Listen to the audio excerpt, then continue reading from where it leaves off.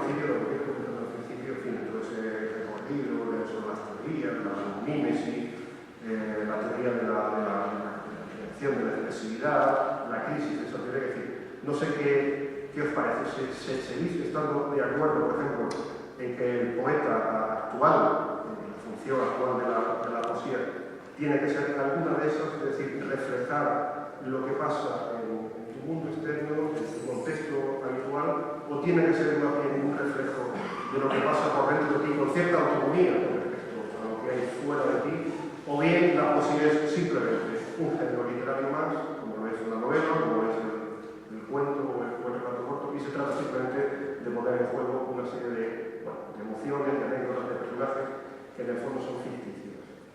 El que quiere.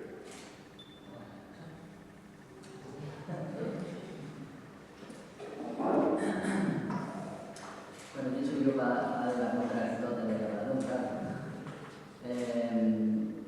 yo pienso que la poesía hay muchas cosas y en mi caso yo soy un escritor de poesía un tanto particular porque en el fondo, a pesar de que participo en muchísimas antologías y sigo escribiendo poesía, he escrito un solo libro de poemas. He escrito un solo libro de poemas porque me considero una especie de escritor incómodo.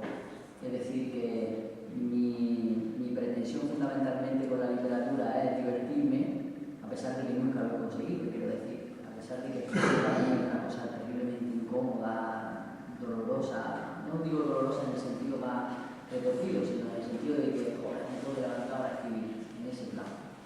Hasta que encuentro una especie de sensación positiva, placentera, en el sentido físico de la palabra, y es cuando llevo ya desarrollado lo que he escrito bastante, en un 70%. Yo puedo hablar de mi poesía, de cómo me enfrento yo a la poesía cuando escribo. Siempre digo que podría haberme dedicado a la fotografía quizá, pero cuando me ocurre algo importante nunca me acuerdo de sacar el móvil y echar una foto. Y podría haberme dedicado a pintar, pero no me acuerdo nunca de que existen colores ni nada de eso, ni sé ver las cosas en varios planos, es decir, veo las cosas muy simples. Cuando me ocurre algo, o siento algo, o siento envidia de que a alguien le ocurra algo a otra persona, siento la necesidad de escribir. Y entonces por eso lo hago. Por suerte no todo el mundo siente esta necesidad, del mismo modo que por suerte no todo el mundo siente la necesidad de hacer fotografía o de pintar. Yo siento esta concretamente, que es la de escribir poesía. Y lo hago con un afán de un poco meter dentro del saco todo eso de lo que haga. Es decir, para mí es importante la imitación porque para mí cuando escribo poesía le doy una carga muy importante a lo sensorial, a lo visual también.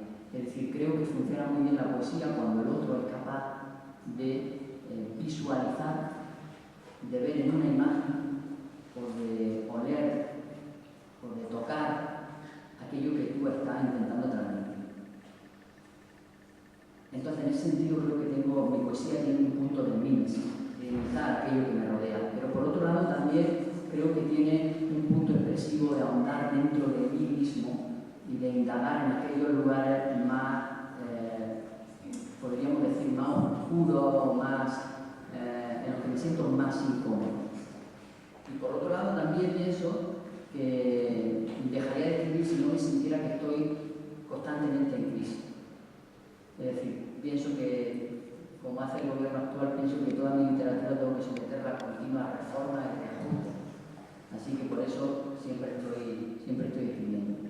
Y siempre tengo una sensación de pictoreo, es decir, en el momento que entiendo que hay una emoción, una historia, algo que quiero contar, sobre todo me pasa en poesía, que es lo que hemos venido a hablar aquí, en esta mesa, me pasa que tengo la sensación de que si llego un segundo tarde a esa emoción, a expresar esa emoción, aquello se convierte en una cosa, una especie de pantomima o algo que al final me he caído por el terraplén hacia abajo. Sin embargo, cuando llego en el momento justo, pienso que ese poema funciona.